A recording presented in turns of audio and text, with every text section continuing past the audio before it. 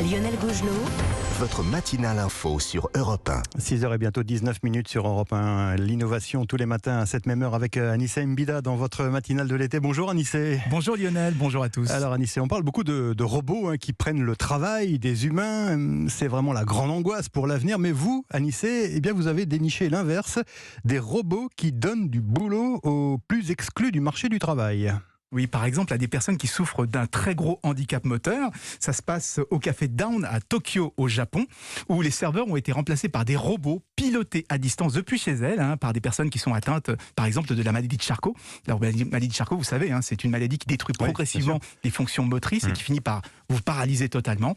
Et bien, grâce à ces robots, même coincés dans un lit, on pourra travailler à distance et servir dans un restaurant. Mais alors justement, question un peu idiote, pardonnez-moi, mais si on est paralysé, comment on fait pour piloter ce robot, Anissé ? Avec les yeux, il y a une caméra qui suit tous les mouvements de la pupille et qui les utilise ensuite pour déplacer un pointeur sur l'écran où il y a toute une série de commandes, avancer, tourner, retour en cuisine, etc.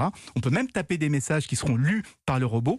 Et c'est un système qui a été développé par la start-up Ori, qui justement est spécialisée dans les robots adaptés aux personnes en situation de handicap.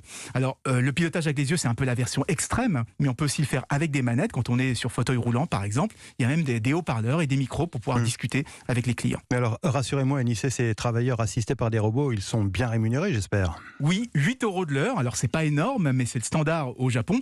Et puis, c'est pas vraiment une question d'argent. L'idée, c'est plutôt que ces gens se ressentent à nouveau utiles, faire en sorte qu'ils retrouvent une certaine vie sociale, même quand ils sont cloués dans un lit d'hôpital. Alors, au départ, c'était simplement une expérimentation, mais le café est désormais permanent avec une 60aine de serveurs, tous en situation de handicap, qui travaillent à distance. Et en plus, ils sont en train de recruter en ce moment.